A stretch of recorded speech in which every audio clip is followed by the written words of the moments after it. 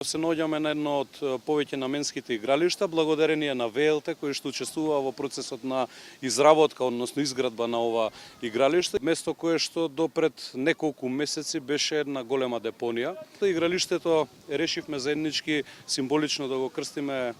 по еден од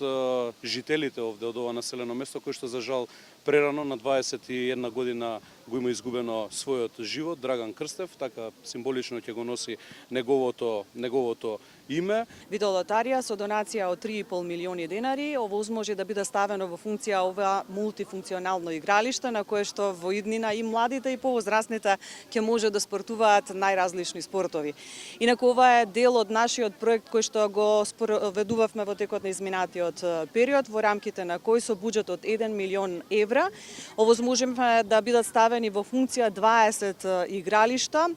од нив 12 се мултифункционални, а 8 се детски инклузивни игралишта.